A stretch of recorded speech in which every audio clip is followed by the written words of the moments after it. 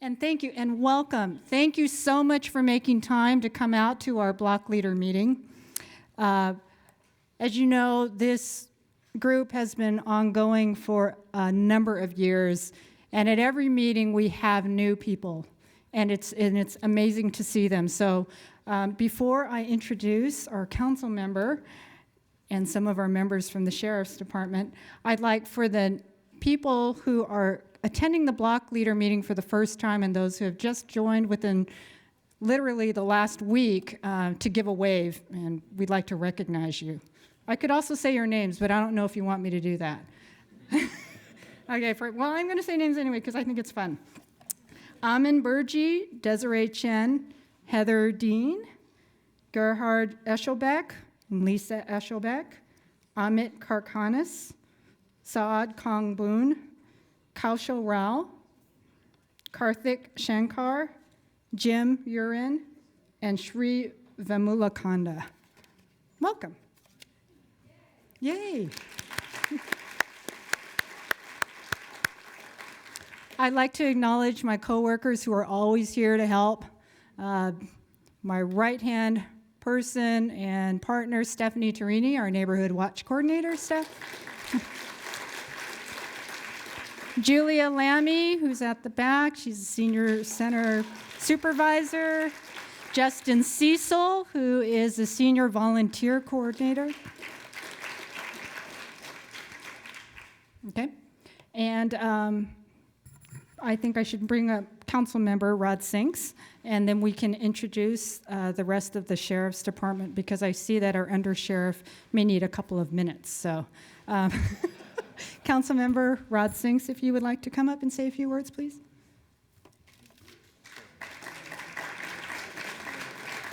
Thank you very much, Laura. So tonight we're going to focus on crime and crime prevention, and we have some real experts here, of which I'm not one, but we all know and we've all felt that there's been a increase in crime, and we feel that in Cupertino, we feel it throughout the region, and we're trying to all figure out why. We're at the Cities Association on which I serve. There's one representative from every city, and one of the issues we're exploring is how has state legislation perhaps changed what's going on in crime. I've had a day on the bench in our courts and heard from some leading judges about what they think about that and some of the propositions that we've passed.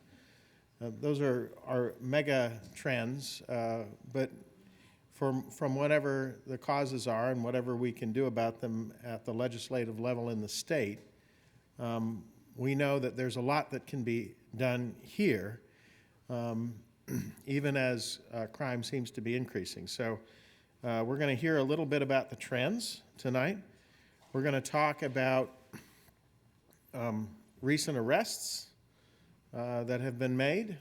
So we work on it I know this, our sheriffs work on this every day. The importance, the sort of things that we can do as individuals and we can encourage our neighbors to do. I had some 15 months ago, my neighbor's house was broken into and $50,000 worth of gems were stolen, and they had cameras and other things to take pictures inside. Since then, they've beefed up their security, and so have I in my house. I now have cameras visibly outside, and we're looking at deadbolts and other things that can make a difference. So we all know that there are steps we can take. Simple things, locking vehicles and keeping valuables in vehicles out of sight. We have a lot of property crime involving items stolen from vehicles. And then keeping a watch out on our streets, reporting suspicious activity, keeping an eye out for our neighbors. All these things obviously help a great deal. And, I think it's what the wisdom I've heard is often true. If we have more people on the street observing that are looking out for each other, we can all fight this crime. So without further ado, I'm going to turn back to Laura to introduce our esteemed experts and let them give you the real story. Thank you very much.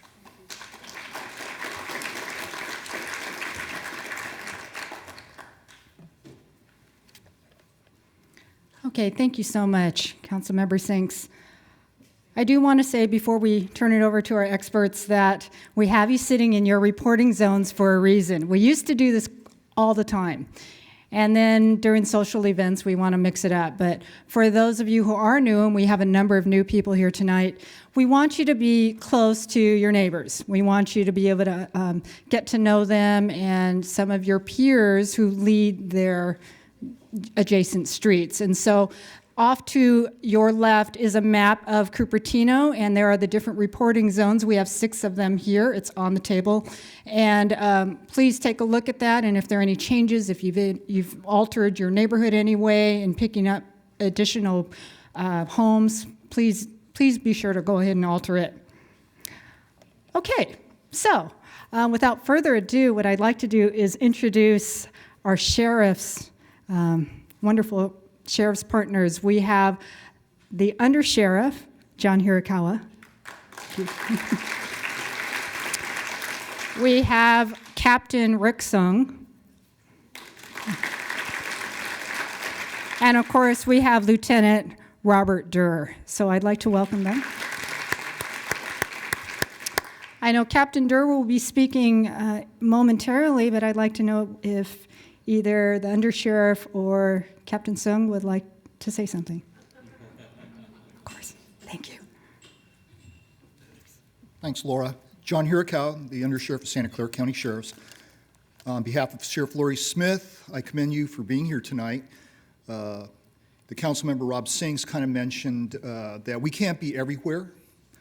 No matter how much you want to spend, how much patrol visibility you want to do, we can't be everywhere all the time. So actually, the block leaders and the community spirit of Cupertino probably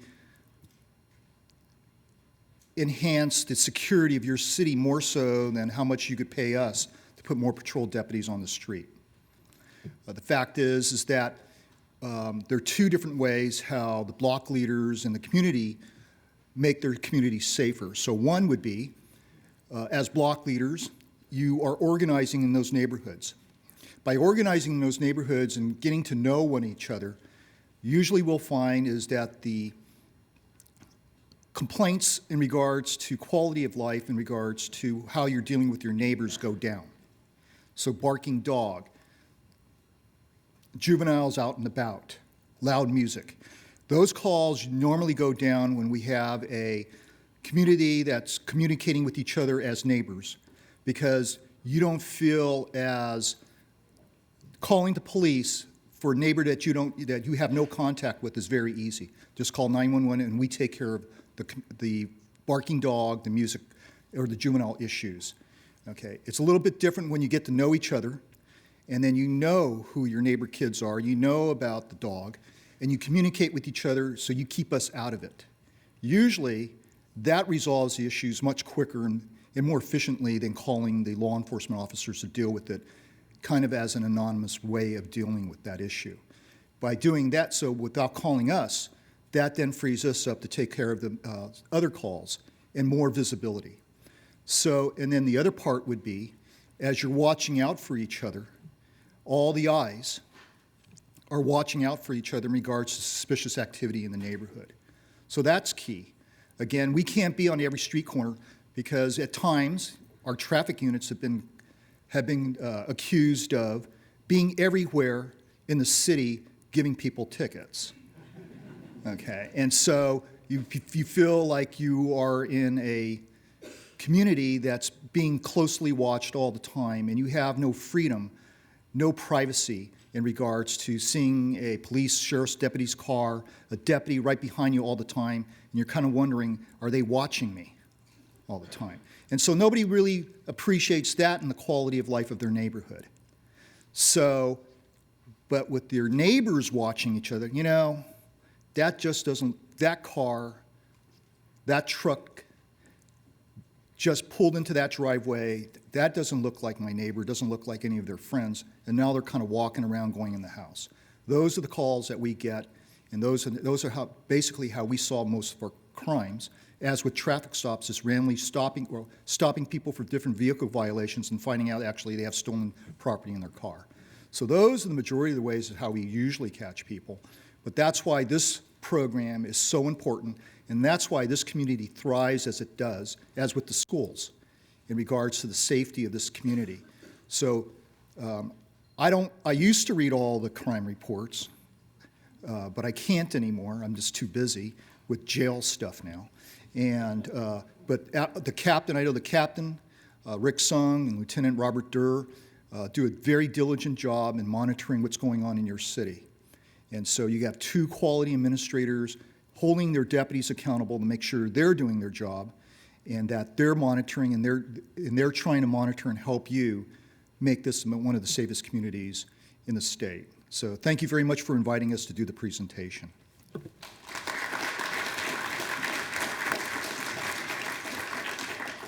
Thank you, John. Always a pleasure to have you.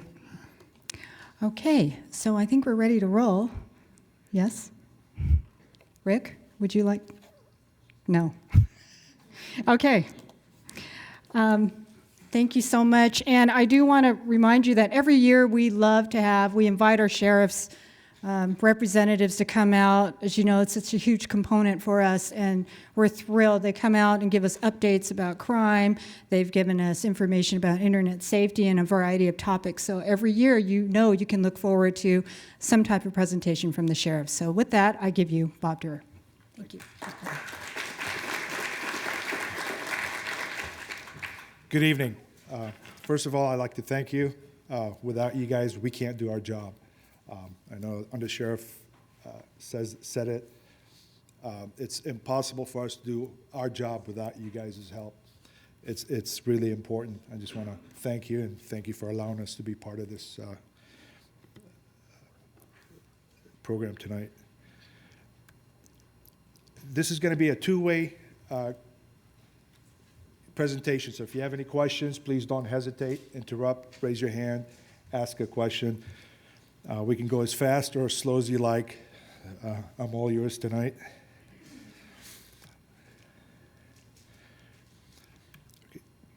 Tonight we're going to cover, getting your home ready, making sure, how you're going to prevent burglars from coming in. Just a little touch, burglars are lazy.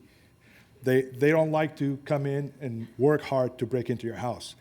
So if you have your doors wide open, your garage wide open, garage doors wide open, they're going to come in and break in and steal. So make it hard for them. Make them earn their money, so to speak. Vehicle burglaries, every week I read the reports. Cars are left unlocked. Some cars are even left with the keys in it. It's funny, but it's unbelievable, that you would actually leave your keys and unlocked here. People do this kind of weird stuff, whether they're busy, kind of inattention, they just rush. Everybody's busy, understandable, but take that extra few seconds and lock your doors. We're going to cover how to be a good witness. We don't expect you to go out there and take action. We just want you to be safe and report us, call us. Don't hesitate. If you feel like, you're not bothering us, or you think, hey, should I call or shouldn't I call? Call. 911, easy. We're here for you. Identity theft, they just went to the next level. They could rob you, take your account, steal your money, and not even know it yet. So be careful. Always shred your paperwork, as simple as that. We're just going to have a little stats. We'll give you statistic information regarding what's going on in the state. We're going to cover a little bit about Prop 47. Everybody heard the Proposition 47. It's gonna go in hand with burglaries happen. The property crimes are on the rise. They passed it under safe neighborhood and schools. Everybody, I want a safe neighborhood. I want a safe school. I want a great school. So that's how that proposition passed. Or if they are a registered sex offender. This Prop 47 would apply retroactively, sorry. requiring This, the resentencing of people currently serving. this video, it'll show both sides of Proposition 47, the people that actually voted for it and the people who were opposing it. Oops.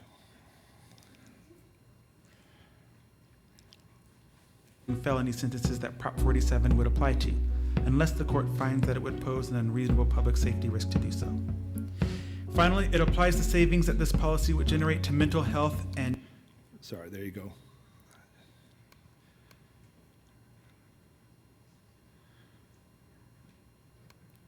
Okay.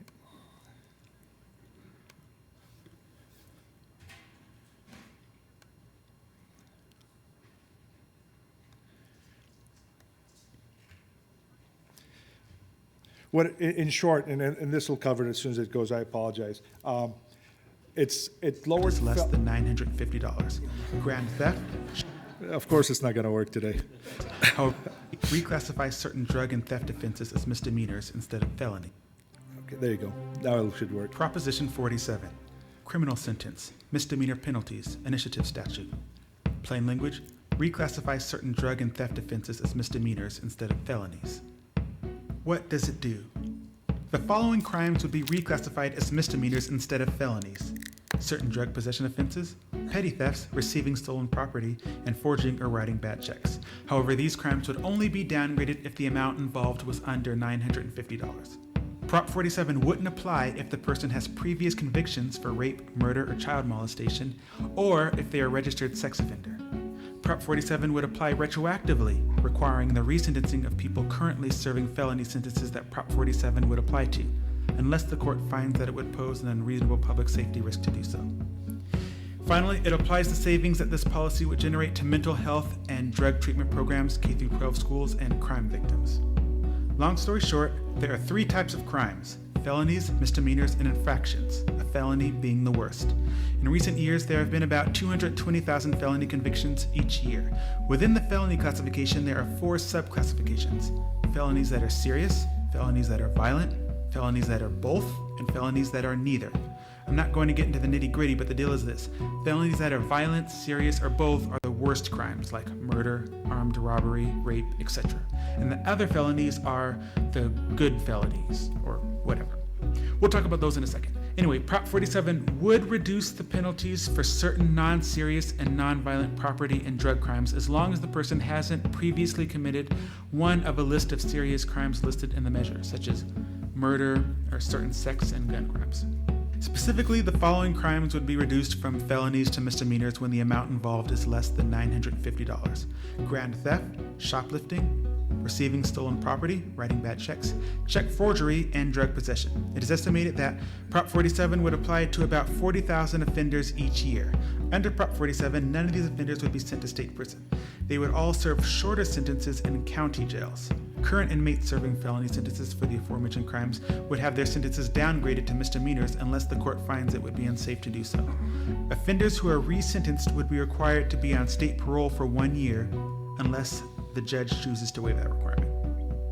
All of the money saved from implementing Prop 47 would be applied to a new fund called the Safe Neighborhoods and Schools Fund and would be divided as follows: 25% for grants aimed at reducing truancy and dropout amongst K-12 students in public schools, 10% for victim service grants, and 65% to support mental health and drug abuse treatment services that are designed to help keep individuals out of prison and jail.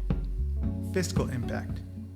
Because there are endless variables that would affect this proposition in the future, such as how many crimes are committed in a given year, how many inmates are sentenced to jail versus community supervision, and for how long, any estimates are highly uncertain. But it is estimated that the fiscal impact of Prop 47 would be a savings in the low hundreds of millions to the state and several hundreds of $millions more to county criminal justice systems. Those savings would then be applied to school truancy and dropout prevention programs, mental health and substance abuse treatment, and victim services, in theory resulting in a break-even situation over time. From the people at Yes on Prop 47.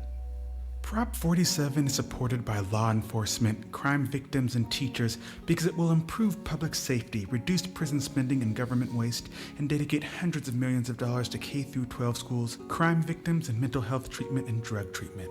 Prop 47 prioritizes serious and violent crimes and stops wasting prison space on petty crimes. It keeps dangerous criminals locked up because it authorizes felonies for registered sex offenders and anyone with a prior conviction for rape.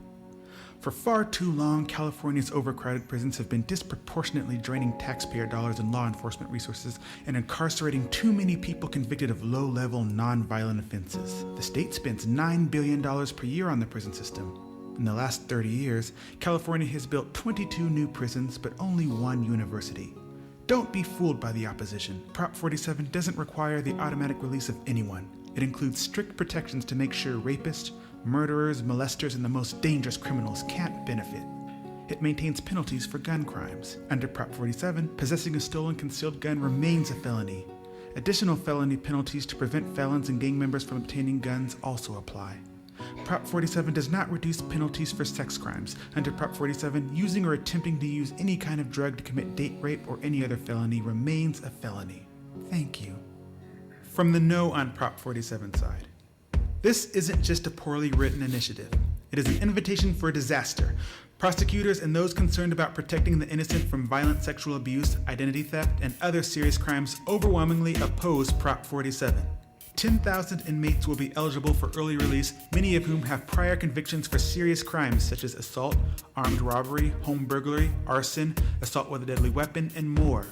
They wrote this measure so that judges will not be able to block the early release of these prison inmates, even if the judge finds that these inmates pose a significant risk for committing crimes like kidnapping, robbery, assault, spousal abuse, torture of small animals, carjacking, or felonies committed on behalf of a street gang. Prop 47 requires their release. It's so poorly drafted that illegal possession of date rape drugs will be reduced to a slap on the wrist. It undermines sex crimes laws. No matter how many times the suspected sexual predator has been charged with possession of date rape drugs, it will only be a misdemeanor and the judge will be forced to sentence them as if it were their first time in court. Currently, stealing guns requires automatic felony prosecution, but under Prop 47, stealing a handgun valued at less than $950 will no longer be a felony. People stealing guns are protected under Prop 47. California Retailers Association President Bill Dombrowski says reducing penalties for theft, receiving stolen property, and forgery could cost retailers and consumers millions of dollars. There are no petty criminals in our systems anymore. First-time low-level drug offenders are already sent to diversion programs, not prison. California has plenty of laws and programs that allow judges and prosecutors to keep first-time low-level offenders out of jail if it's appropriate. Prop 47 would strip judges and prosecutors of that discretion. Prop 47 will burden our criminal justice system. This measure will overcrowd jails with dangerous felons who should be in state prison and jam California's courts with hearings to provide get-out-of-prison-free cards. All these people hate Prop 47. Protect our communities. Vote no on Prop 47. I can understand where the yes people are coming from. It was kind of a little long. It kind of shows, it's not kind of accurate, but it's kind of shows both sides how they're exaggerating their part. Could you clarify how guns would be treated under this? Because I saw it under the yes category that guns would still be, possession of a stolen gun would be a felony. Then under the no category, it said it would be a misdemeanor. That was both of their sides. They were exaggerating what the law is going to be. In the current law, after it's passed, it's a misdemeanor. A gun, if it's stolen, most guns are cost anywhere, $950 is the number. So anything less than $950, it's a misdemeanor. So if you steal our guns, they're about $400 or $500. So you can steal that and still be a misdemeanor. In the old laws, it's a felony. It's automatic felony. So it kind of changed the law tremendously, where it's now people are stealing guns and not a big deal. They just get a ticket. That's, if that explained. This is kind of a comical. They're kind of exaggerating both sides. They were exaggerating the yes for it. It was, oh, it's going to be a great, schools and everybody going to be happy. And the no's, they're going to be, oh no, everything's going to be a doomsday. I'm going to let you be the judges. Look around the newspapers. Burglaries are up. Property crimes are up. And that's not just this city. I mean, we're talking statewide. Statewide trend, we're right into the next slide. San Francisco went up, and that's from between 2014 and 2015. San Francisco went up from 47 in vehicle burglaries. Auto theft up 17%. Let's say Concord, robbery up 136%. That's kind of, something's going on down there, but it's different. That's not the norm. Different. Everybody's experiencing a rise, increase in the burglaries, in the robberies, in the crimes. In City Cupertino, this is between 2014 and 2015, residential burglaries went up from 165 to 197, 32% up. Commercial burglaries, they're down. And anybody can answer, can guess why? Valco's closed.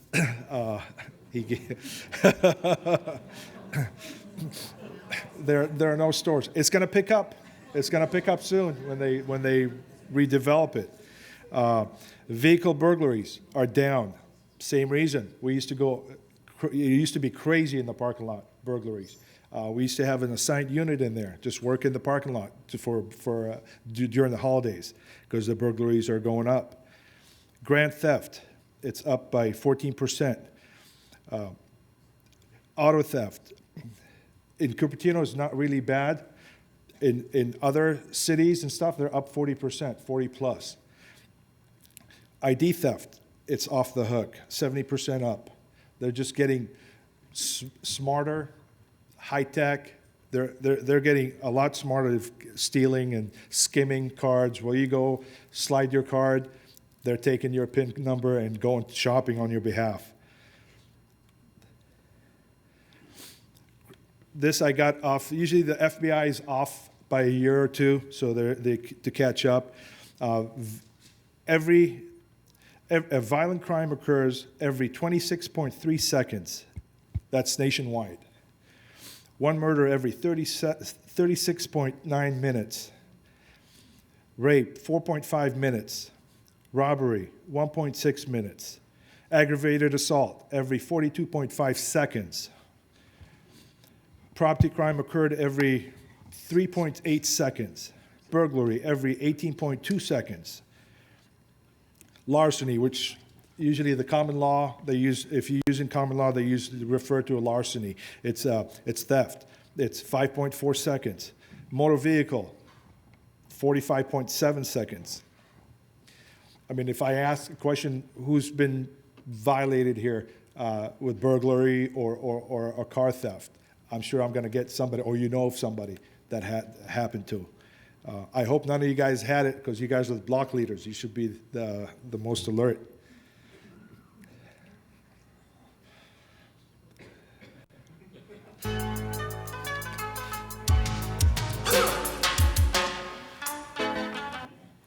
Preparing your home. We're going to cover how to prevent the crooks from getting into your houses. Good house numbering. It's as simple as that for us to respond and spot your house real quick. It makes a big difference at night. If you could illuminate them, that's great. Reflective is simple and easy. Have them different locations, like have them on the sidewalk, have them on your mailboxes.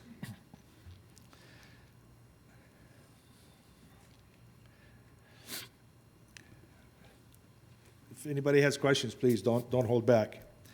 Property gate and fence. If you have a gate, lock it. If you have a fence, close it. You gotta, obviously, you guys are doing the right thing. You're the block leaders. You guys know each other. If you don't know the neighbors, you're not gonna help each other. You gotta trust your neighbors, know who they are.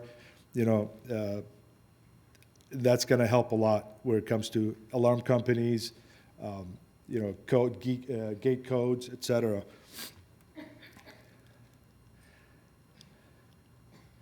Okay, home preventions. Anybody got ideas? Nobody wants to talk? All right. All right. Doors and locks. Simple as that. Change the locks. When you move into a new house, don't trust your realtor. Obviously, they got keys. They give it to the gardener, they give it to the dry cleaner, to the cleaners or whoever. So change the locks. It'll cost a little bit to get in, but it'll be worth it. I already mentioned that. Keep your doors locked. Don't unlock your doors. You know, when my kids were younger, I had a nanny come in, pick them up and stuff, and take them to school. I gave her the combination to the garage door. Well, I don't give her a key because I could change the combination real simple. If she moves on, I just have to change the code. So she still can get into the house, but locked in. Cameras. When I'm a paranoid kind of a guy, I have 7 cameras in my house. Actually, my wife made me take them down. I had when my kids were babies, my daughters were babies, I had cameras in their rooms. So my wife asked me, when are you going to take those cameras out? I said, when they turn 25. But seriously, when you're away, you know, I had nannies. You know, at first it was kind of hard for me. We did the unexpected visits. So, you know, you got to see what's going on. Now the cameras are even so high tech, they'll tell you if somebody's moving in your house or the temperature changed or a loud sound occurs. And they're not as expensive as they used to be. Wide angles, cameras, they all come in. If you go with they used to call them drop cameras. Now they're owned by Nest, which is owned by Google. You just plug them in and it's cloud-based. You know, have them backed up to a cloud. Even if you have a drive it's saving your information into, have it back up to a cloud because the crooks know they'll look for the hard drive and they crack it, break it, or steal it. So do that. Don't hide the keys outside, obviously, because all the crooks look for that. They stick out. Windows. Anybody got any ideas? Yes, ma'am. I do have a question on the previous slide. You mentioned on the slide suggesting having a lock and key holder with a combination Lock and key. rather than just hiding the key. Right. Yeah. If you have a combination, Where would you suggest putting it? I put it on don't have it advertised where people walking by in front of your house could see it. Put it on the opposite, you know, facing towards your front door. Because people, you know, if you're walking on the sidewalk, they can't see it unless they are looking for it. If you have an alarm, have sign says, I have this alarm company. They usually, like ADT, will give you 2 free a year. It's simple. Neighborhood watch signs, put those on. You know, have your neighbors watch your house. You know, tell them about your combination. You know, if you want them to check on your house. And we'll cover some more. Did that answer your question, or? It's just there is no wrong way of doing it. As long as it's secure and out of sight, it's going to help out. Don't advertise your stuff. You know, hide it. You know, in a way, conceal it. I should say. Windows. You can have those little strips you could put inside the windows, the sliding windows, so it kind of prevents them. If they're going to get in, they're going to get in. They're going to break the glass. They're going to pry the window out. They're going to tear the structure. They don't care. They're going to get in. Hopefully your neighbor will call us if you're not home. Windows, cover your windows. Don't let them see what's in your garage. You know, they check, they see the car, or they don't see a car. That means you're not home. Keep them guessing. Don't give them anything for free. Let them earn their money. Burglars they're lazy. Like I say, they're gonna go to the easy route. Lighting. Simple as putting your lighter, your switch on a timer. $30, you can get one of those timers that goes 24/7. You can have it come on, off, numerous times a day. Don't have it the same route because they watch. Good crooks, they'll sit and watch the houses. They'll park their car down the street and watch who's coming out, what time, and they make notes. They take notes. So make sure you guys are offset. Never have a regular routine. Park your car outside sometimes, park it inside sometimes. Keep them guessing. Front door, side yard, backyard, lock them up. Sensors around the house, those little sensor lights are great. Just light up the side.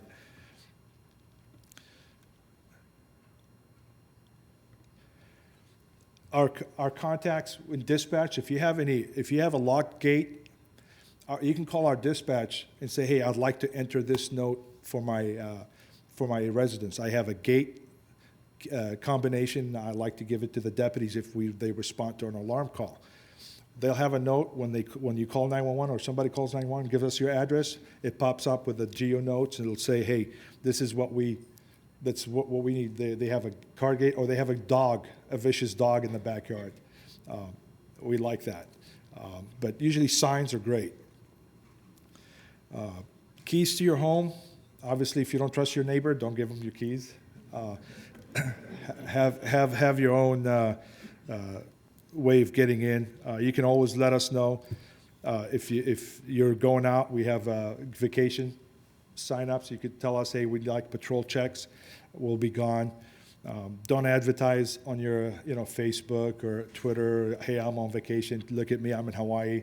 In this way, crooks, if they know you're not there, they're going to come and burglarize your home.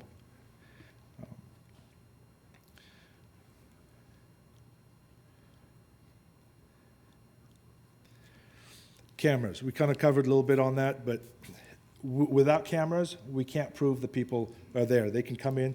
The crooks are getting smarter. They got gloves on. They use their sleeves to open the doors, so there's no prints. They don't leave any prints. Sometimes we luck out. Sometimes they're so arrogant about breaking into the houses, and they're comfortable. They do it 2-3 times a day. So it's like a job. You get comfortable at it. And that's when they make their mistakes. Cameras are great. You can never not have a camera and take pictures.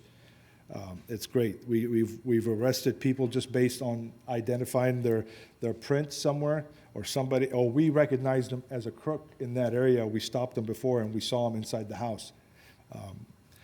We've identified people like that. On Wi-Fi, everything runs on Wi-Fi, obviously. Crooks know that. So the first thing they're going to do is they're going to come in and cut your internet. So they'll go in there and smash your routers. So have something wired is kind of hard, but at least you'll get a signal with a picture of them. Where some of the cameras will notify you there's somebody in there. Send you an email or a clip of the cameras. Pay that extra $100 or $50 and get the high definition. It's awesome. It'll make a big difference. Now I'll show you a couple of videos, the difference between a nice clear camera versus, kind of a grainy camera.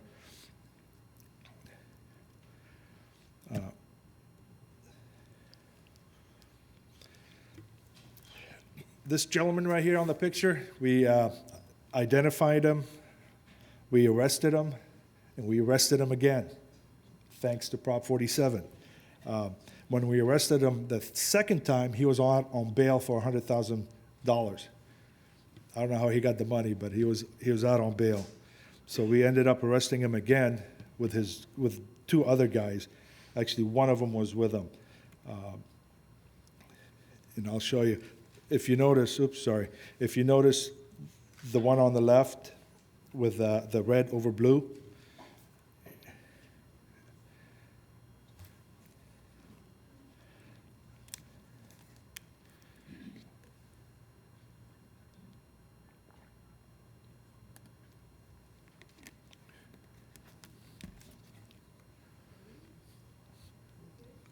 I'm sorry? Oh. 3 of them. Yeah. They're coming in crews. They're not coming one at a time. It's not like, hey, I was walking down to school, then I decide I'm going to steal this nice iPhone. Yes, ma'am. Do you usually leave if people are inside the house? Well, yes and no. I don't have a video of that one, but we had a guy that broke into the house with a whole family in the house. That's not normal, but I don't think I have it on here, but it's they go in there, they don't care. The worst they can do, even if they got caught, it's a cite. You know, as long as they don't have anything over $950, we have to give them a ticket. With this guy here, we're locked out. He was out on bail. We violated that and then arrested him for other stuff. He had over $950, obviously. He had, I think, 2 pair of jeans and 2 shirts over $1,200 in his bag somewhere. I'm sorry? You know what, Bob, we're recording this. Yes. And so everything, all the questions should be in the mic. Okay, So cool. would you be able to repeat the question for our recording? Sure. Or I can hand off the mic. Okay. Probably easier if you repeat the question, so. How do you determine the cost of the items that you recover? With those ones, they had actually labels on them with the tags. They're not going to take the tags, so it was easy. I mean, they were like fancy jeans, and I don't wear a $400 pair of jeans. I'm sorry, but these things were like $400 a piece plus the shirts. Yes, sir. Oops.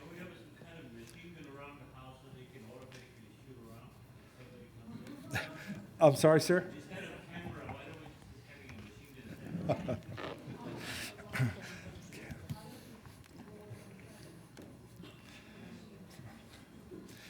Yes, ma'am. Yes, ma'am.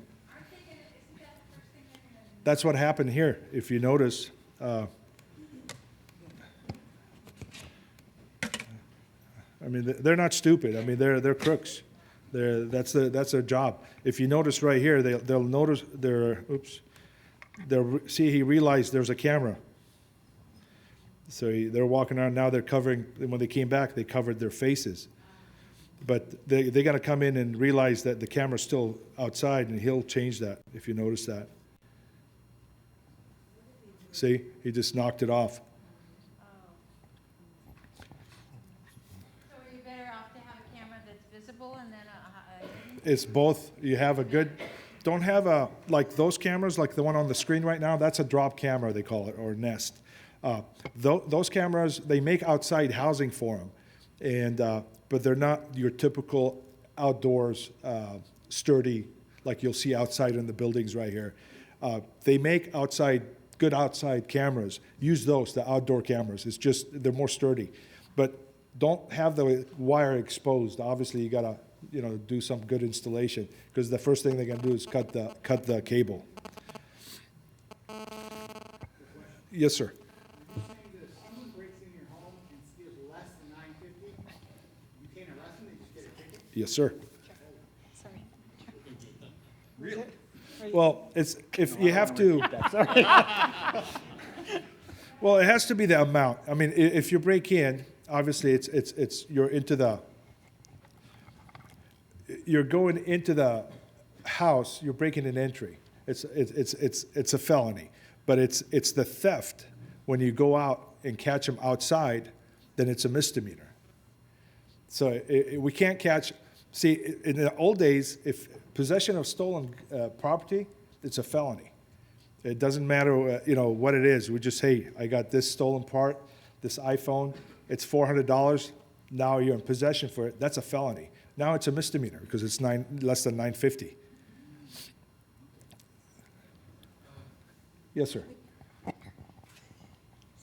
So if you catch them outside the house, it's a misdemeanor, but if you catch them in the house, it's a felony. Correct. It's still burglary.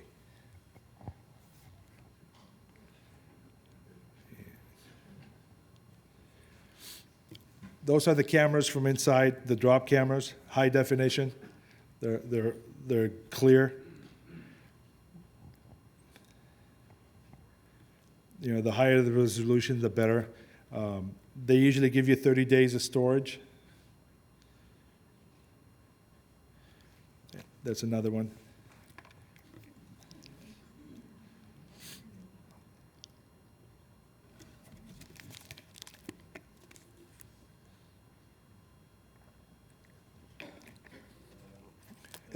I'm sorry, yes, sir.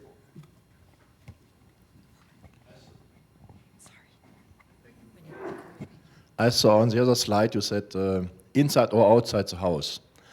I would be careful. I have a camera inside the house that works nicely during daytime, but at night the infrared doesn't go through the Reflects it. window. Yes, that's the difference between when you put them on the inside. Right. That's why they make the outside housing for the drop cams, because it'll show it on the outside. I had the same problem. What they do, they'll come in and knock in the front door, and while the other partners are going in the back, this guy's trying to knock, and nobody's answering, so they know nobody's home. So it's imperative, if somebody knocks at your door, answer, yell, don't open the door, yell, say, hey, who is it? And if they say, hey, it's John Smith, well, I don't know who he is, go away. And if you think it's suspicious, call us, call 911. Yes, sir. I have another one on that. Recently I saw some advertising. There is a electronic doorbell. It's available on Amazon.com. It's about $200. And when somebody presses a button, there is also a camera, and you can answer from first you can see who it is, and then you can also talk from the inside. That is very good. But here's a trick.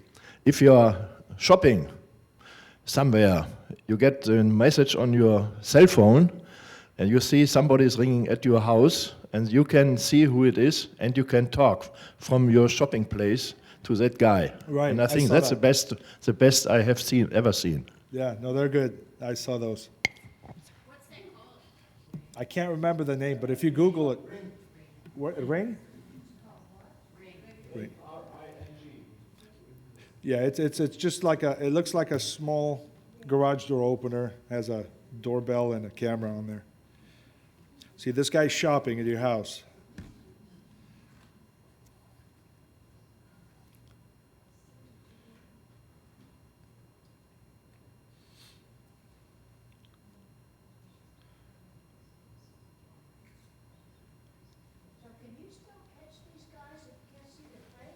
Well, if we can't see their faces, obviously we don't know who they are. But if we could see their faces, and we either recognize them or get a print or a DNA sample, if we think they left a piece of clothing or something they had on there, we could process that and maybe get a match if they've been arrested before for DNA samples. For prints, if we can get a print, it's awesome. We can get them. We can ID the faces. Based on good camera, good pictures, and we'll get a arrest warrant for him.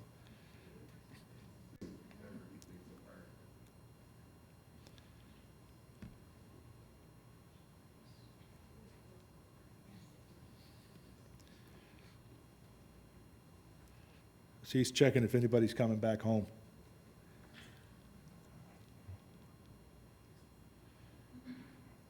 See how they pull their sleeves over?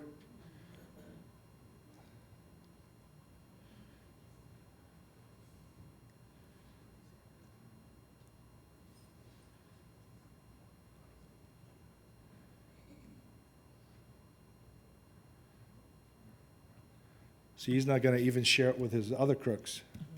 He's stealing from the other thieves.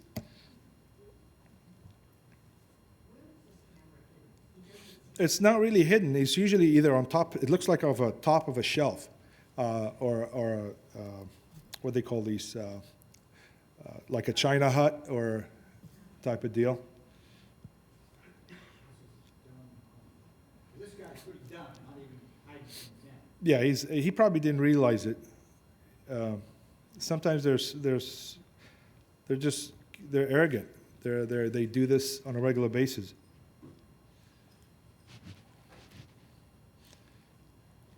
So he's trying to open the box. I guess they had a box delivery, and he's trying to go steal what's in there.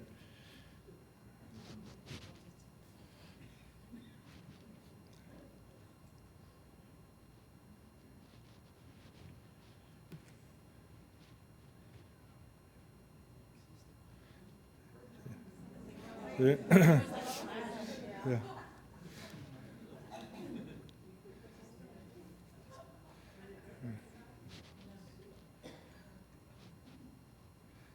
See, he just realized.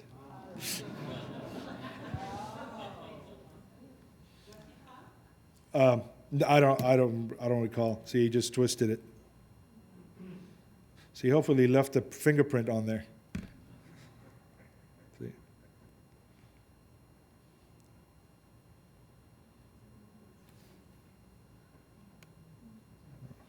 Yeah, that was it.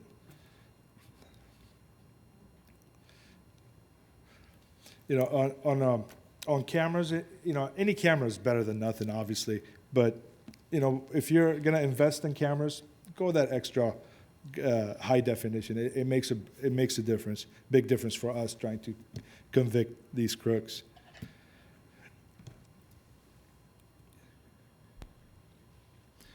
That's another one. And if you notice, this guy is, it's at night, obviously, infrared is kicked in. And just notice on the interior lights if it illuminates or not.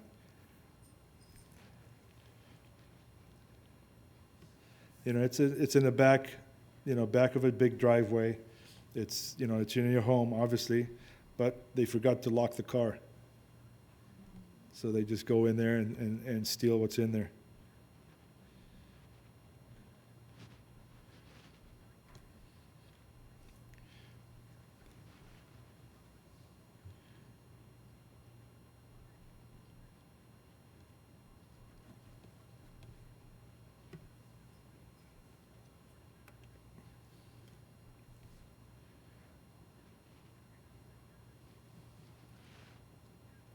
He's just going down, stealing, whatever.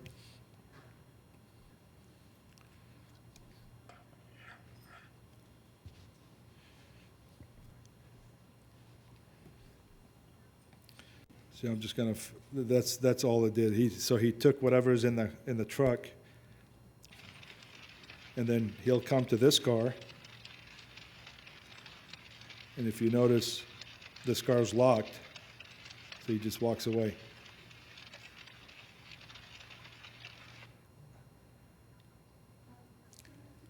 Yes, ma'am.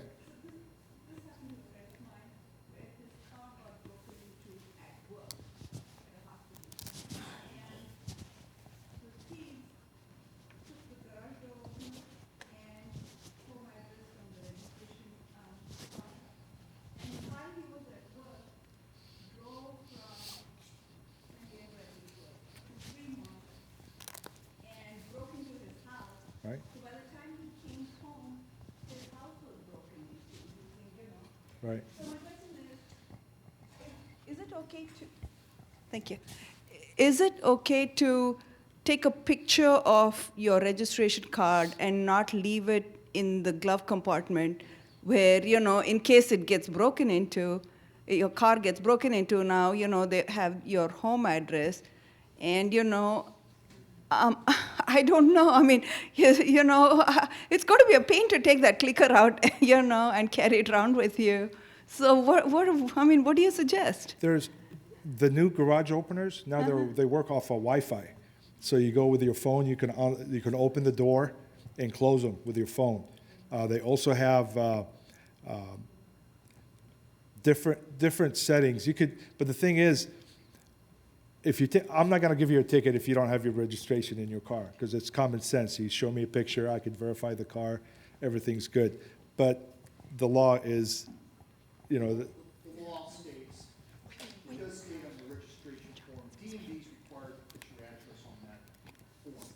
That's required by vehicle code. Now, what some people do, and most law enforcement officers aren't going to get too upset. So what some people do is they will white out. You leave the name of the registered owner in the lien holder, and you white out the address, your home address. And then a lot of times also, then you photocopy that. Right? And so then you keep that in your car. So when an office photocopy, so what you do is you photocopy, usually what you'll do is you photocopy your registration, take that photocopy, and then white out the address, and then photocopy that. Okay, then So that way you have the original that you keep in your files that has your home address on it. Then, but in your car, you have a copy of the whiteout copy without your home address. When you get stopped by law enforcement, they're going to want to see your registration. But the most important for law enforcement in the registration is the VIN number, license plate, and the registered owner. Now, hopefully you have a driver's license, and on that driver's license, you should have your home address anyway. And that's what, they usually aren't going to look for your home address on your registration. Sometimes they like to compare, but guess what? Guess what law enforcement can do? If they're questioning whether your home address isn't matching, or your registration isn't matching your home address on your driver's license, what can they do? They could run your registration to see what the plate comes back to in the home address. So that's what we kind of recommend. A real hard-nosed CHP officer might quote, I think it's 4454 of the vehicle code, that says that home address should be on there. But then, and you say, you know, I've been a victim. I've been told by law enforcement that, you know, people had a friend, retired deputy, went to a car wash on Bascom Avenue. He was driving his wife's car. He had their keys were in the center console. Goes to the car wash and noticed that the car keys were missing, or the keys were missing, which had his home keys on it, and had also noticed that the glove compartment had been rifled through to see where the car was registered at. So, retired deputy, he drives back, tells the owner, look, I want my damn keys back. And if you give me my damn keys back, then I'm not going to report it. And the guy goes, well, you know, all our guys are honest, right? And he goes, you didn't hear me. I want my damn keys back. And if you give me my damn keys back right now, then I'm not going to report it. And so guy goes back and sure enough comes back out with the keys. So that's where, you know, the question was, why don't you white out your registration? So they didn't know where you lived, okay? And then he starts quoting me the vehicle code. Okay, and I said, well, but see, you wouldn't have to worry about that if you had whited out. So which one you were worried about? Getting stopped by an honest cop who says, okay, I understand why you have it white out. So that's what I would do if I were you. That's a great idea. You're required to have your registration in that car so we can match up the registration and license plate with the car. That's fine.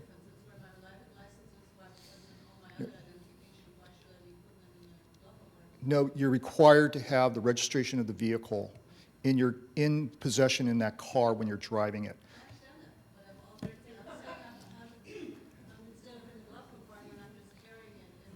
You could carry it in your purse. Yeah, you could carry it in your purse.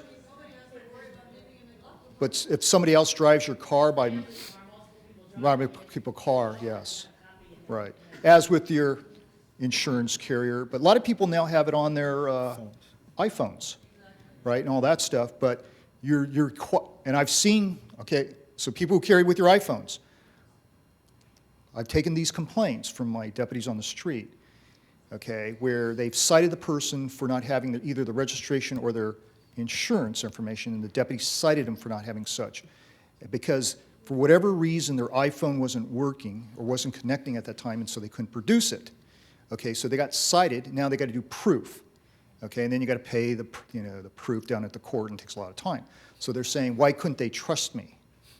Okay, so that's the only problem with the iPhone. If for some reason you can't connect, and then you don't have proof, and you're required, driving's not a right, it's a privilege, and so that's why sometimes the iPhone doesn't work. But you can't. You could do that too. But then if you lose your wallet, then they know what cars you're driving too. I mean, I'm saying there's just different things here. Right. Correct. That was a great idea. Also, don't leave your keys in the car.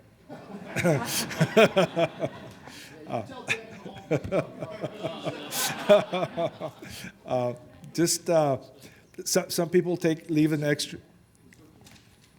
The spare keys in the glove compartment, and so when they break into the house, they break into the car and they see cars, and even if they didn't steal that car, they'll take the spare for the other car out there, even if it wasn't there, and they'll come back a second day and steal it.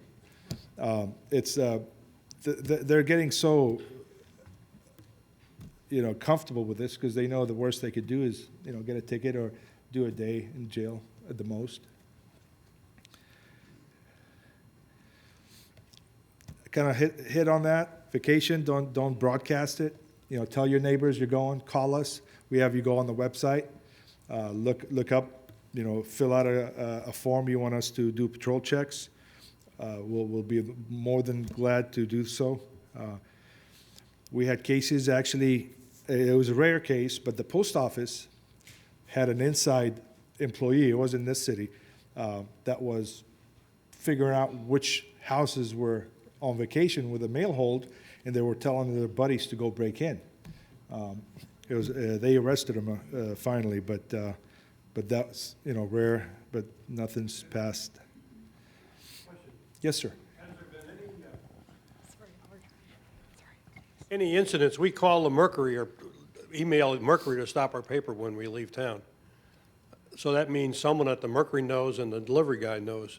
Definitely. Has this been a common way that homes have been identified to be empty?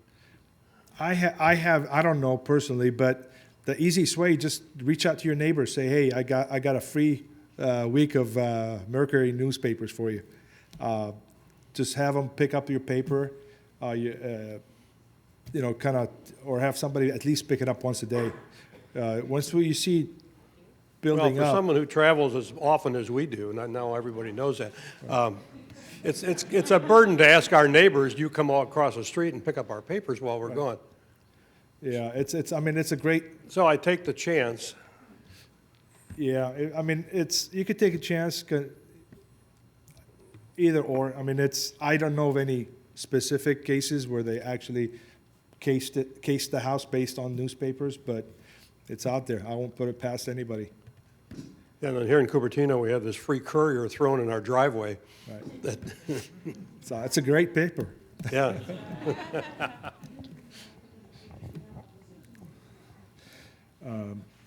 Alarm companies, if always have a second number. So if they call, usually if somebody breaks into your house, they'll actually either dial the house and they say, hey, who's this? Can you give us the password? And we get a lot of calls that sometimes your friends or neighbors come in and they forget the password and they're giving them the wrong password. So we're dispatched. So they'll either try to contact you, on your cell phone and let them, hey, anybody supposed to be home? I had that happen when I was just set sail in a ship, and I was just leaving the port, and the signal was so sketchy, and I get a call from the alarm company, hey, should you send the police? I said, yes, please, nobody's supposed to be home. And so they actually sent out, and I didn't know what happened, so 7 days later I came back, and it was just my wife left the sliding door open, but it wasn't her fault.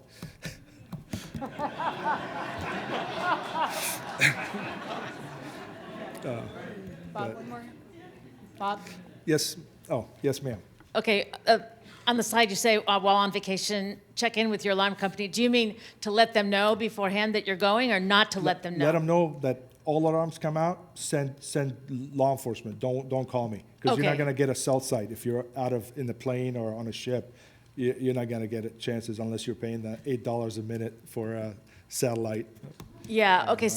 So you're feeling comfortable that we can tell the alarm company we're going to be out of town, but maybe not so comfortable with the post office or the mail carrier? I do. I don't know. I'm just kind of asking. I do. I go online and, Yep. and I set, hold my mail for a week. I don't, and it's all electronic. I've done it every time.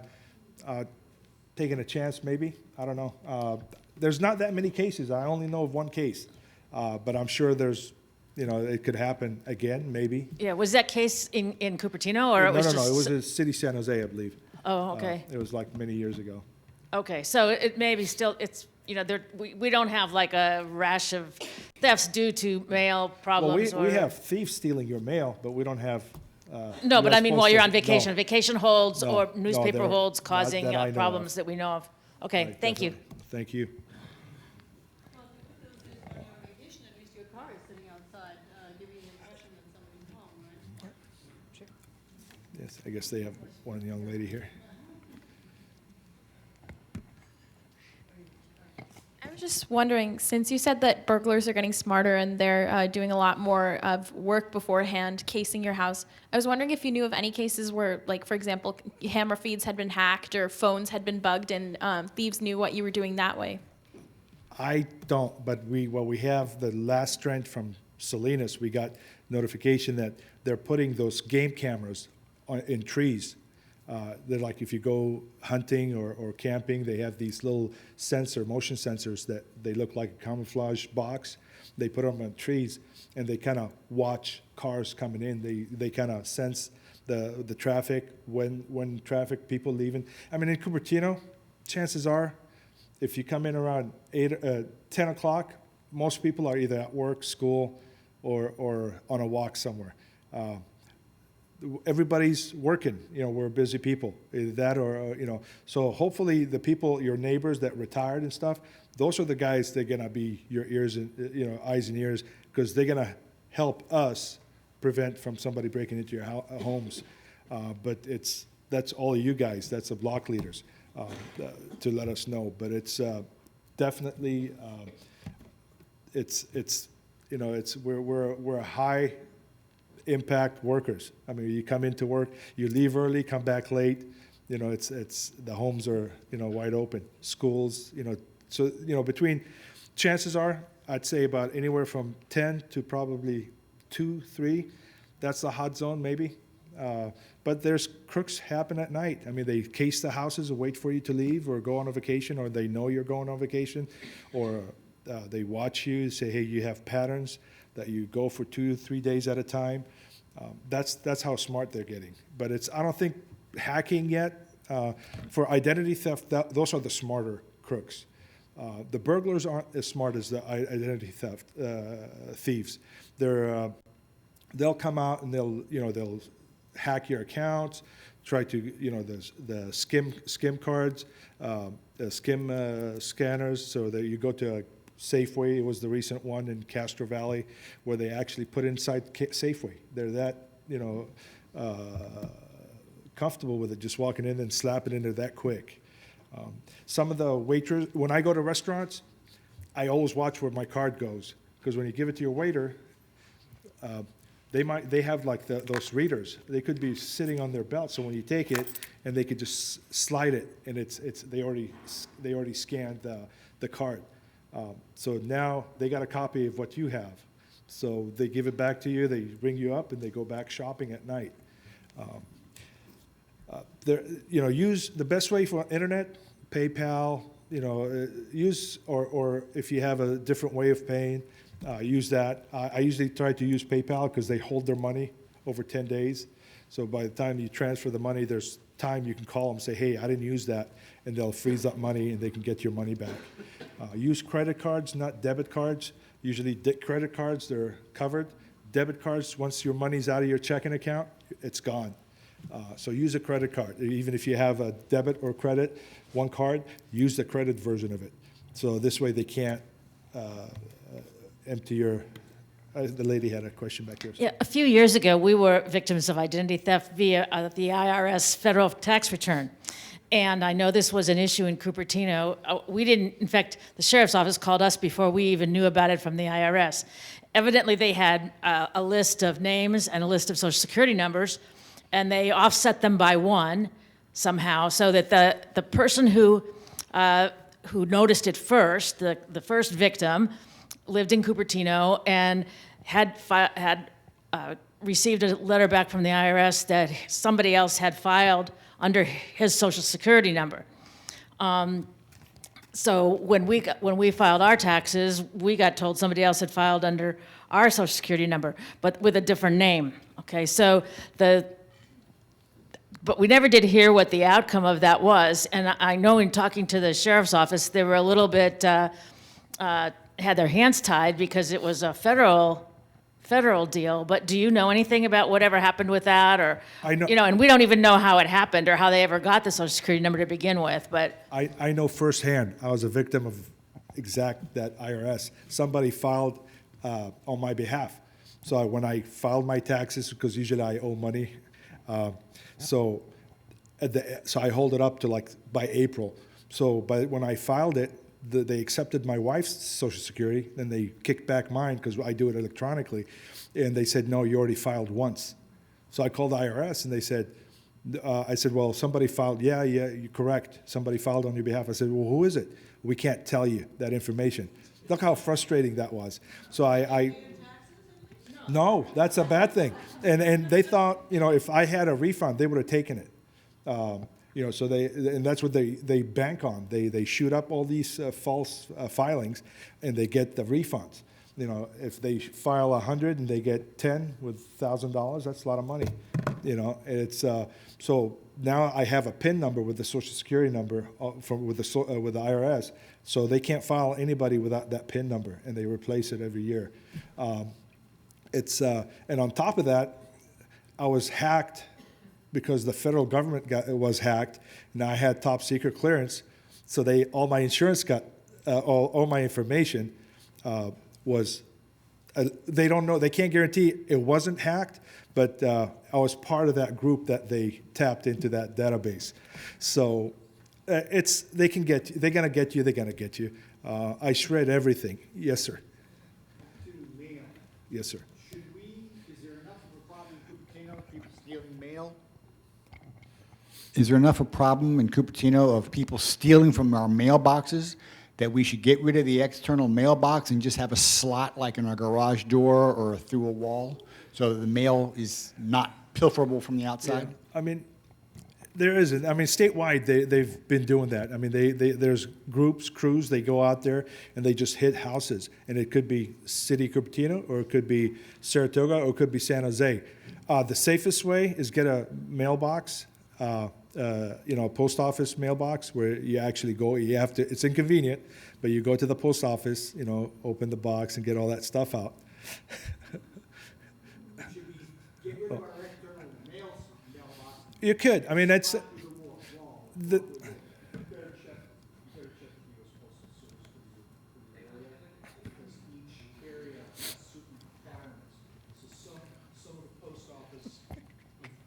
The postmaster for Cupertino, each area is designated, has been designated, so you may be in a neighborhood where it requires that box out in the curb. So the postman could put the mail in and take the mail out. Some are allowed to have it on their home, right, or attached to your home or slot. Okay, so it depends on the postmaster in the area that you're in, based on the service that has already been established. So in regards to the curb, the postmaster makes a recommendation. You could go down to one of the various Orchard, Home Depot, whatever, Lowe's or whatever, and you purchase the one with the lock on it. Okay, but you got to be careful because not all mailboxes at the curb meet the standards of the U.S. Postmaster. So it has to be approved by the U.S. Postmaster, but if you want to switch, you better check with your carrier or the postmaster in your city. So I don't have one of those. I have on my front porch, I have a little mailbox, which anybody can put the mail in, anybody can take the mail out. Is it a problem in Cupertino that somebody's going to come and take my mail? Has that been happening? Should I worry about it and get the slot in my garage door installed? Well, that's get the slot in your garage door. I want a firm answer.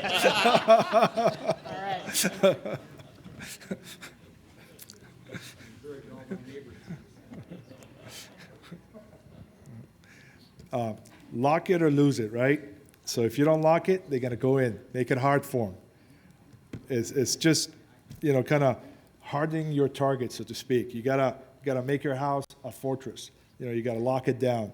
It's paranoia, but that's the only way you could survive without be a victim. Don't make it easy for them. I mean, they're gonna break in. They're gonna break in. In stats, and this is numbers vary, but approximately 16% of all burglaries at residentials were through an unlocked door or open window, etc. So make it hard for them. I know sometimes it's warm outside or hot. You know, kind of, if you're home, that's fine. But if you're not home, lock the doors, lock the windows. Don't crack your garage door to get the, you know, air. Call us if you have anything. Those are good numbers, and email. If you need a survey, how to, you know, make your home secure, or if you need anything, just to get our opinion with it, we're more than happy to share. What's the phone number from a cell phone? Is that the 408? It's to get the 911 or for us? The 911, we have two. I'll give you the one. It's 408-299, and there's 2311, and there's 2333. 2333, and there's 2311. Right? There's the 7-digit ones. Okay, 7-digit non-emergency number is 408-299-2311. And 7-digit emergency number, which I prefer you guys use when in doubt. Okay, don't try to figure out what number to dial, just dial that number. That's 408-299-3233. 3233. Okay? And that's a preferred 911 emergency number, and that should be saved on your phone as speed dial number 1. Not your honey, not your wife or husband or your kids or your boyfriend or girlfriend. Okay, that has to be our county com emergency number. And also 911 does work from your cell phone as well. So if you're calling from outside the city, it's going to refer you to that city's location's police department. But if you're calling for your house here, call that 7-digit number. And just a little note on that. Even if, you know, the dispatch is still talking to you, or the call taker is asking you a lot of questions, don't get frustrated, because they're dispatching us already. They use it on the computers. They're already dispatching us. They send the call to our dispatch, and they're already telling us to go. So we're already responding. Although you might think they're taking a lot of time asking you questions and all that, stay with them till they say okay. Till you see us, then they say okay, you can hang up now. Yes, ma'am.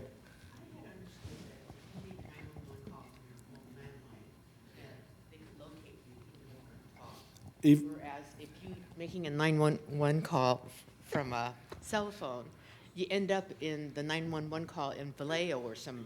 No, ma'am, that changed. That was a few years back. They switched all local agencies. It'll just like a landline. It'll actually pinpoint your cell site. So it'll triangulate your phone, and it'll give us the closest within. Usually, it depends on the wind, and it can go from 50 yards distance to, you know, it could be outright. But the main thing is just if you can talk, you know, call 911 and ask them. If you can't talk, just hit 911, and they can either try to call you back. But if not, we're responding to the location. But main thing is tell us where you're at. So is it better to call the 911 number or the 3233 number? I'd call the 7-digit number if it's not a, you know, people breaking in the house and stuff. Call 911. Tell us, hey, we're gonna pick up the phone either way. It's the same number. One's coming on 911 board, and the other one's coming from a regular 7-digit number. But it's the same dispatchers, call takers. It's the same people. It's our guys. They're up the county dispatch. Sure.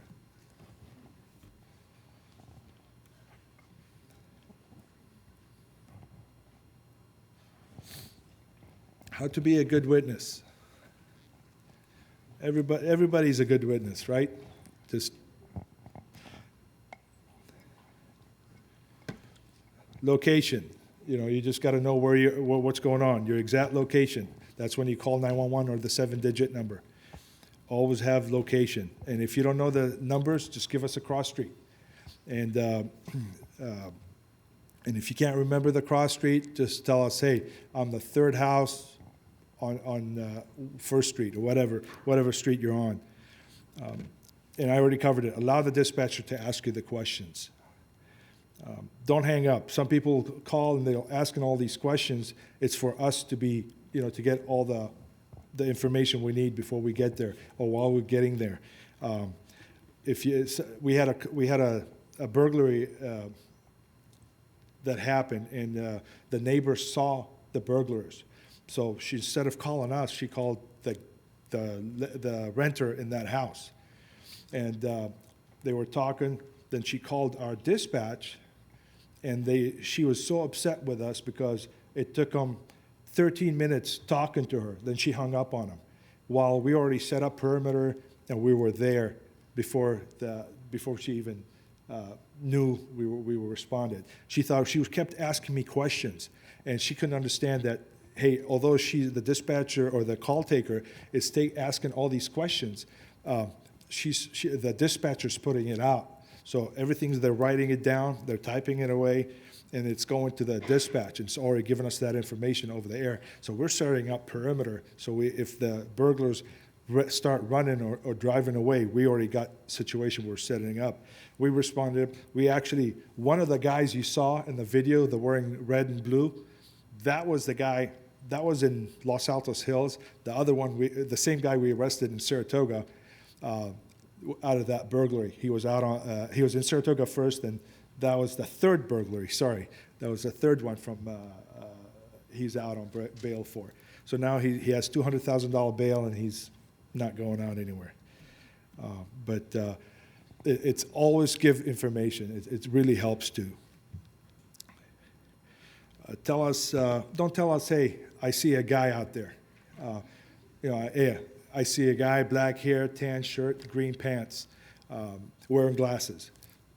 Does he have facial hair? No. It's important because for us, we're responding and we're looking around as we're driving in. Know what they're looking for. He's acting suspicious. Well, what's so suspicious about, what is he acting? Well, what was he doing to act suspicious?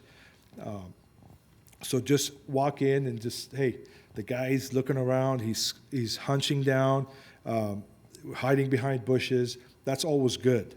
It's always good to give us details like that. And here it goes, age, race, height, weight, build. To me, some people, and you can, if you don't know the specific race of the person, just guess. If your guess is good as ours, because if you're guessing it, that's what you see. Hey, if you're saying, hey, Bob looks blonde, blue eyes, slender, obviously you need to get some glasses. But if, so your guess is going to be as good as ours. So just tell us, hey, Bob's, I got a guy wearing glasses. He's about 50, white, Hispanic. I don't know about that, but so, whatever you're guessing, that's good enough for us. We're not going to be specific. Tattoos are great. Scars are, if you see a big tattoo on their necks, face, that's great because they're going to stick out, especially in Cupertino. Weapons, it's good for us for weapons. If they have a knife, you saw them with a screwdriver, scissors, that's good for us. It's officer safety. We appreciate that. Guns, et cetera. Which way he went? Did he run up the street or down the street? Because that could make it or break it. So if we got to set up perimeter, he's going up north. We're going to kind of start tightening up the area. Anything that sticks out. The guys, he has spiked hair. That's great because not too many people walking around with spiked hair. That's a very for vehicles, and guess. If you don't know the model, just say it's a small 4-door gray car. That's all we care about, and we'll stop everything that looks like that around that house. If you know the cars, great. It's a Ford, it's a Chevy, anything you can come up with. 2-door, 4-door, missing headlight, got a big major damage in the front, whatever, colors fading, that's also great. How many people in the car? It's very good to know. You know, is it 1, 2, 3, and 4, or more? If you see a plate, guess it. You know, try to rhyme it. You know, if you can, like, hey, this is like the license plate we got up there, a 6 UCP 708. So looks like a cup, but it's backwards 708. So I know it's 6. And if you only get partial of it, we can actually try to figure out the rest. Especially if you give us the description of the car and stuff. Get as much detail as you can. That'll be the best thing for us.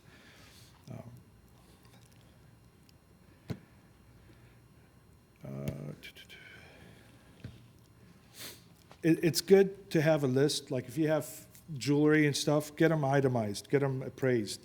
And it works good for your insurance. The insurance appreciates it, and this way they can't try to say, hey, you never had that. So you have a list, you know, certified copy with pictures and value of your jewelry. And it's easy for us to, hey, this is the stuff was ripped off of my safe. And have it locked up, have a safe, put a safe in there. Serial numbers, anything you have, if you have a phone, you know what it is. You know, you can wipe your phone, you know, with Find My iPhone type of deal, or Androids, they have the same setup. Video, photographs are always good. You're memorizing the stuff. You're kind of getting it down. You're documenting it. Okay. So let me rush through. I got the 5-minute. I'll leave the neighborhood watch program to the experts. They'll cover that. And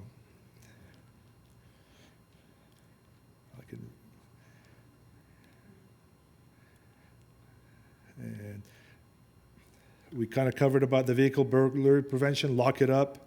You know, don't let them see anything in there. You buy stuff, put it in the trunk. You know, obviously we covered that. Hide your holidays, Christmas. Reporting suspicious activities. Don't be you know, kind of reprehensive of calling us. Call us for anything. I doesn't belong here. Call us. We'll come talk to it. Cars, people, cycles, whatever. Solicitors, those are the big thing now. They'll come out in crews and they try to sell you magazines. So just get that. Yeah, sorry, that was a typo. Strangers at the door, we all covered that. You know, answer the phone, answer the door, don't open the door. Call 911. It's simple. That's where you pay your taxes. We're here for you. We actually respond. Those are the numbers, dispatch numbers. We also got the 23, I could never get that number. 3233. 33, yeah. Program that. Hi, I'm Melanie McGuire. I'm a crime analyst for the West Valley Patrol Division of the Santa Clara County Sheriff's Office. I'd like to talk to you today about crimereports.com. It's a free, interactive website that allows you to know what's going on in your neighborhood. Let's take a look. Open your web browser and type in www.crimereports.com. And this is what it looks like. You're going to want to type in your address here. I'm going to use the Sheriff's Office substation over here on South De Anza Boulevard. The map will redirect to your address and will populate with various thumbtacks. You can click on these thumbtacks and a balloon will pop up giving you the details about the call or crime. Please note these are dispatched police calls for service and are not necessarily reported crimes, and so do not reflect the crime rate of the mapped area, and it takes 24 hours for the data to update. If you want to forward the call or event to a friend, click Send to Friend. This will require your friend's name and email address, your name and your email address. You may also enter a message if you like. Then just click Submit. Another way to look at the data on the map is through the Show Details tab. This will provide you a list of all the thumbtacked calls on the screen and allows you to sort that data by crime type, date, or distance. Please note that you may also look at the registered sex offenders in the area by clicking right here on sex offenders. And this is just another way to look at the data for the mapped area. You can customize the search further by clicking on Advanced Search. This allows you to search calls by date range or crime or call type. You can go back 3 days, 7, 14, or 30. But please note, you can only go back as far as 6 months. Down below, you can select crime types. You can select all or deselect all. Click Show Crimes, and it'll take you back to the map with that customized search. CrimeReports.com also allows you to create email alerts.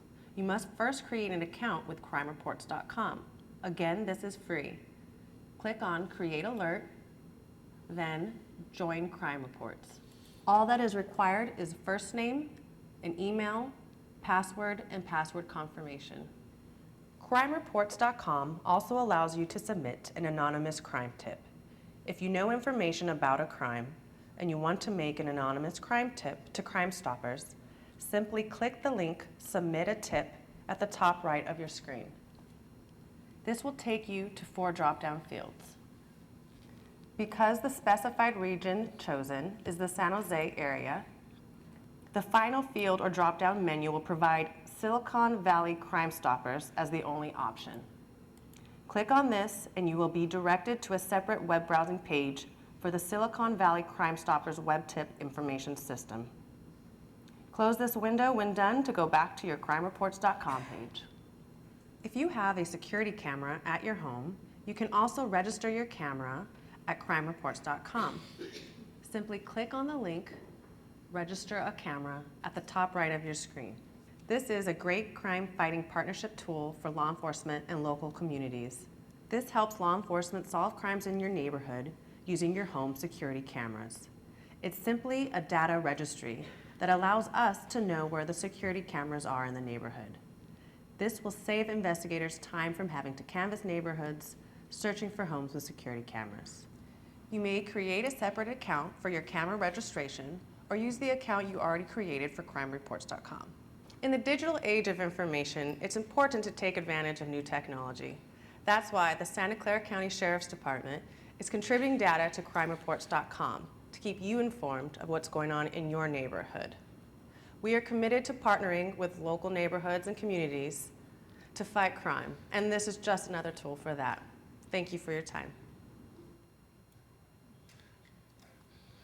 Questions? I got one clip. I think it's gonna ends it up on a good note. The box is $9.95 a month, but if you sign up for 6 months and pay by credit card, it drops to $7.50.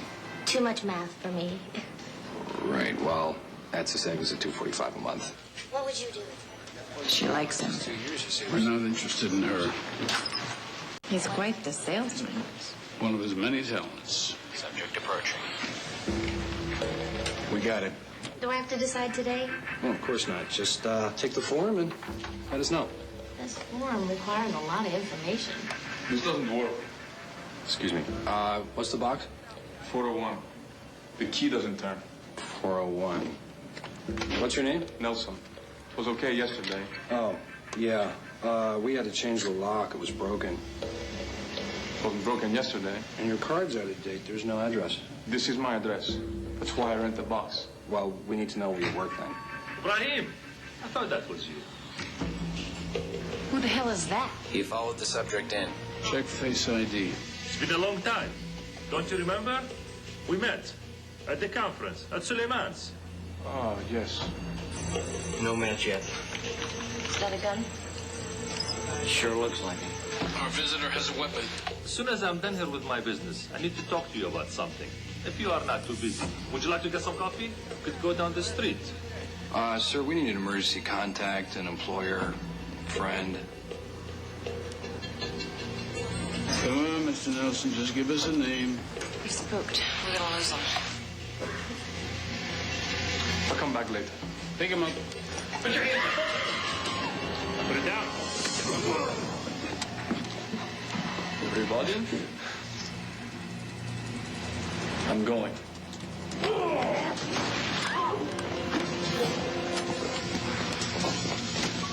Police, drop your whistle. Hold your fire. I'm a federal agent.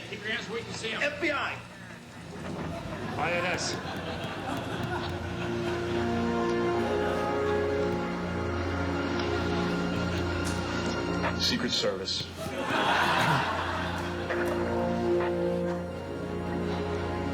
Wasn't one of those guys supposed to be a terrorist?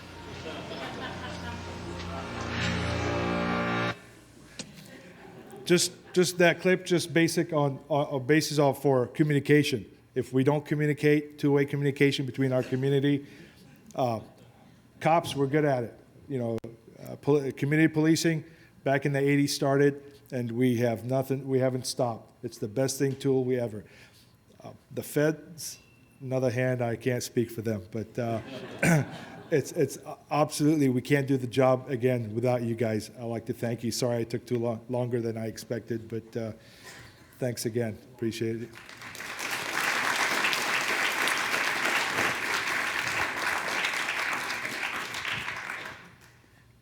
Good evening, folks. I just wanted to share this with you real quick. Today's a very, very special day for Bob, Lieutenant Durr here. Actually, it's his wife's birthday today. And after the presentation, now I understand the reason why he jumped on this opportunity to do the presentation on this very special night. But all jokes aside, I really need to recognize Bob for doing a hell of a job at West Valley. And if you can just give him another round of applause for doing what he did. I greatly appreciate it. Thank you so much.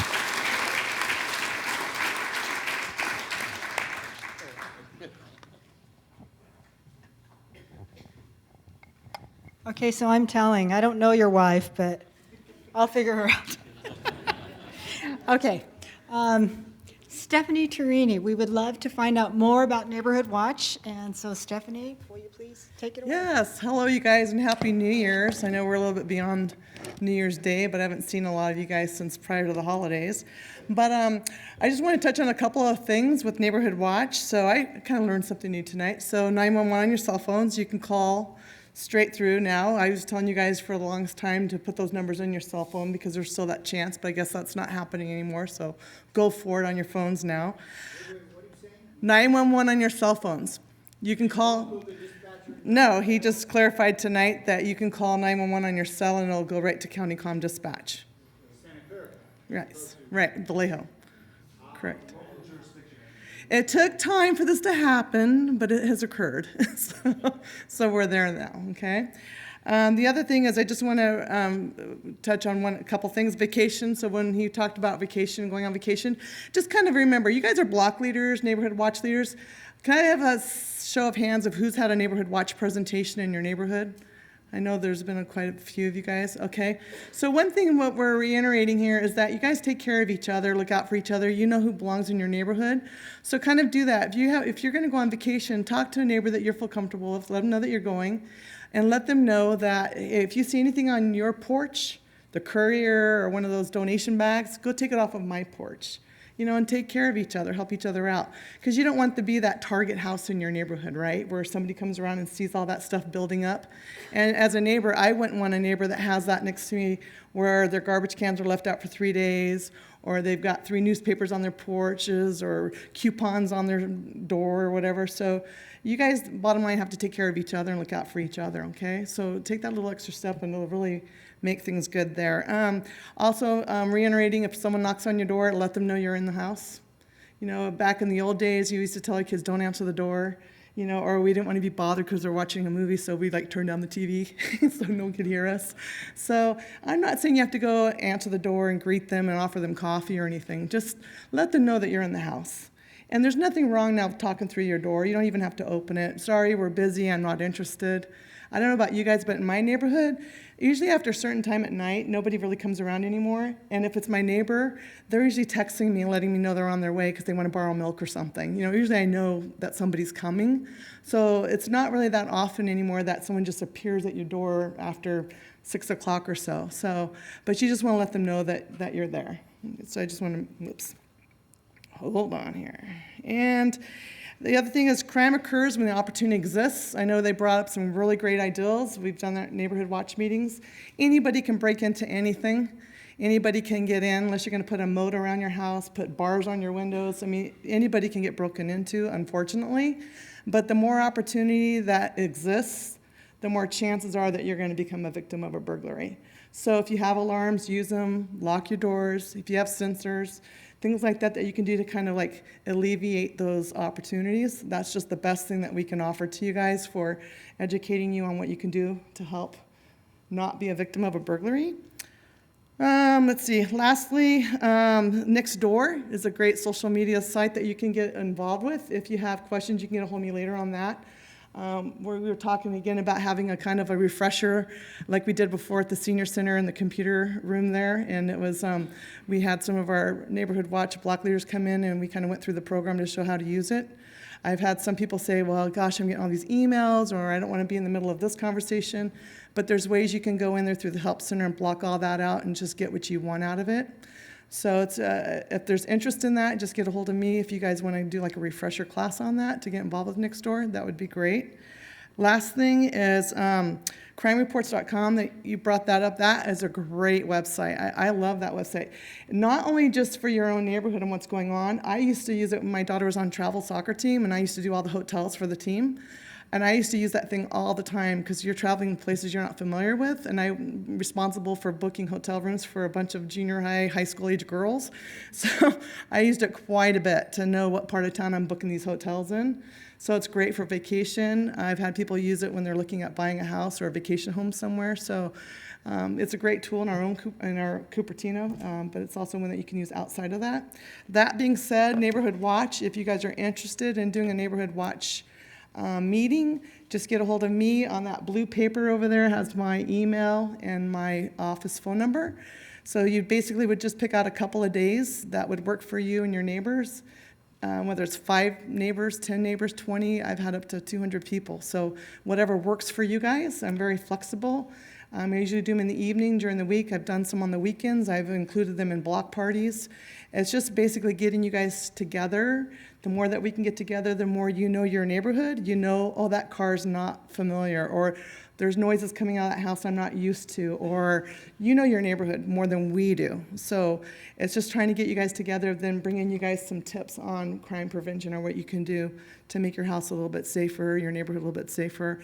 The biggest thing I see is trying to get you guys to call 911 and not be afraid to. So the sheriff's office is here. They are trained. That's what they do. They want you to call. So don't worry about not having all the information.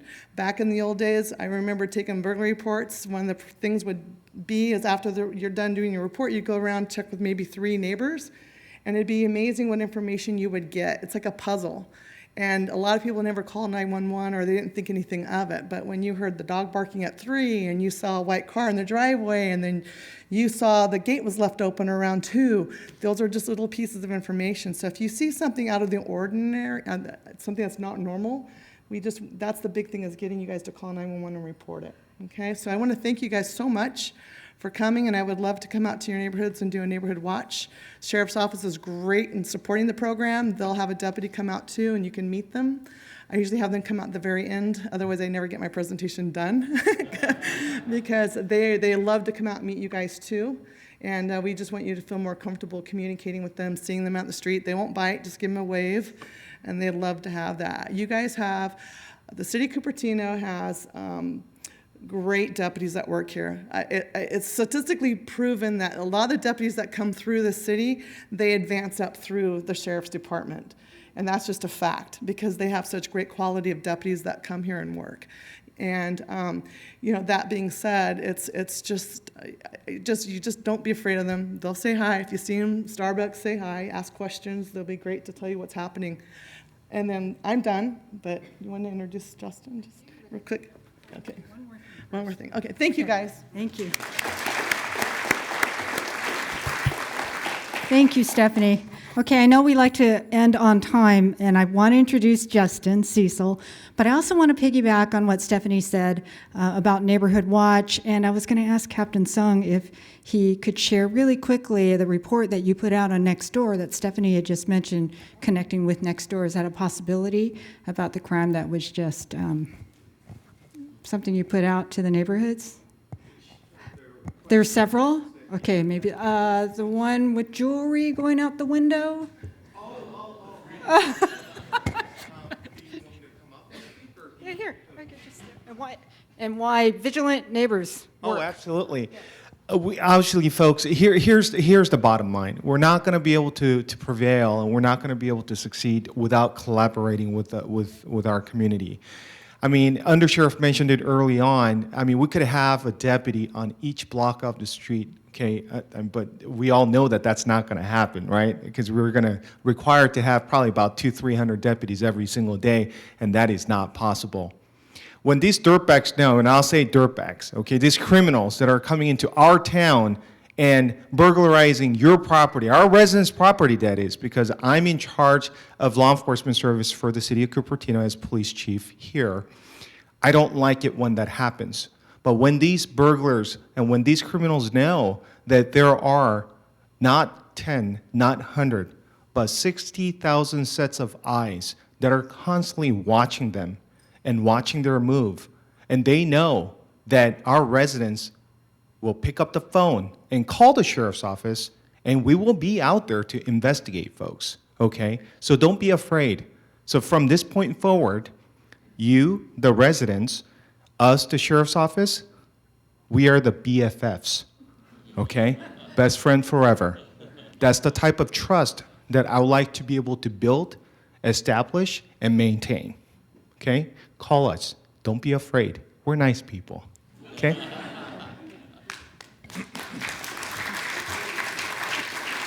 Sorry about that.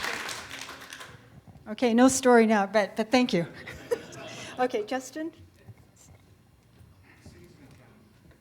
Sorry?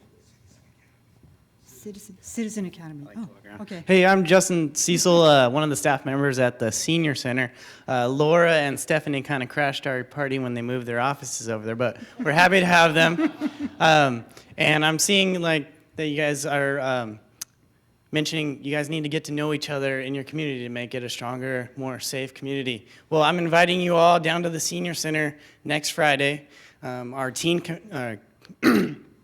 Cupertino Teen Commission has put together with our Senior Commission a intergenerational concert. So invite your neighbors, come down to the Senior Center. It's open to the public. Normally it's 50 and over for those of you who, it's the Senior Center, but we allow, if you're 50, come on down, join a membership. But next Friday, bring your neighbors. We're having an intergenerational concert at the Senior Center, corner of Mary and Stevens Creek, and you can see Laura and Stephanie's office. So we'll see you there. Thank you, Justin. Oh, what time? Sorry. Next Friday night, 5:30, the first band goes on. It's the Rhythmaires. It's one of the Senior Center bands that go around the community and play at residential, like senior housing communities and stuff like that. Then we're doing I think it's a teen beatboxer who's on next. And then we have a fun harmonica group that also has a little ukulele in there.